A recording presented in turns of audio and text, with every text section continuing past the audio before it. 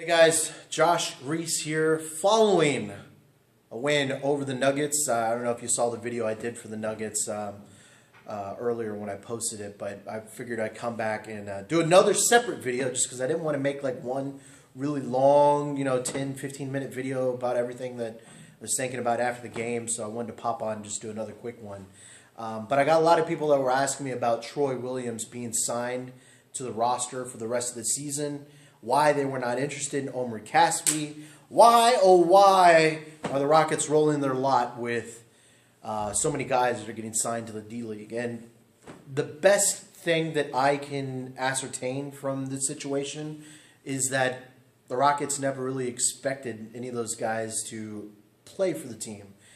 I believe that the Rockets had that roster spot when they moved Ennis and KJ McDaniels away. That roster spot was pretty much going to be for Andrew Bogut. It was Andrew Bogut or bust. And when the Rockets were not in on the Andrew Bogut sweepstakes, when he eventually went to the Cleveland Cavs, they we're not going to waste it on Larry Sanders. They decided to go ahead and just find guys that they think might pan out. I think my buddy Adam Spillane for CBS Houston pretty much said, find guys that can that might pan out eventually. Troy Williams could pan out. Who knows? At least you'll have him under contract. Isaiah Taylor could pan out. Who knows? The Rockets had a need, and one particular need apparently, and that was for someone, a defensive big. There's no defensive bigs out there. And it's not like they're going to let Onuaku play and see if he can be that. It's way too late in the season for that. So when Andrew Bogut went to the Cavs, it was on to plan B, C, D, and F. And those were finding guys who they were interested in that could eventually be something for the Rockets. So really not much else to say. I know a lot of people were kind of surprised that Casspi did not get a look, especially considering that it looks like right now it's just Sam Dekker who's covering two positions. Sam Dekker is the backup small forward. He's the backup power forward as well. But I think the Rockets are more than content with just playing super small down the stretch. I don't expect them to play Dekker very many more minutes. I remember I talked to D'Antoni earlier in the season, and I thought that Dekker had earned the right to start playing more. And I thought that after the All-Star break that he would start playing more minutes. And, of course, we're seeing that Dekker is now struggling a little bit shooting-wise. But even then, when he was shooting fine, Mike D'Antoni said no, he doesn't plan on expanding his role at all. And, in fact, it looks like it's starting to shrink. And when we get to the playoffs, it could get even smaller. D'Antoni is opting to go with three guards more often than not.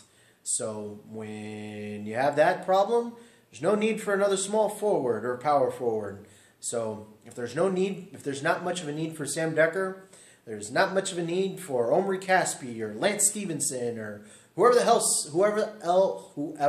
else people are thinking about that the Rockets could have been interested in. So that's pretty much all that could be said. All I can say about this situation.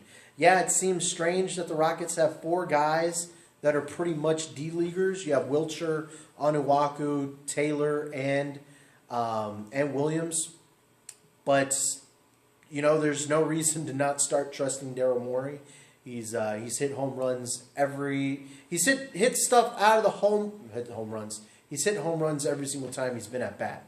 So no reason to start doubting Daryl Morey right now. That $3 million would have been better spent on Casspi for fourth of the season, not even a fourth, sixth, seventh of the season, or have that cap savings for next year. You got so many guys that are not going to be under contract next year, more than likely. They can open up a lot of roster spots, and I think they got like $10 million for next season. So while it is a little bit strange that they're going to roll their lot with what they have, when especially they had someone of Caspi's ilk.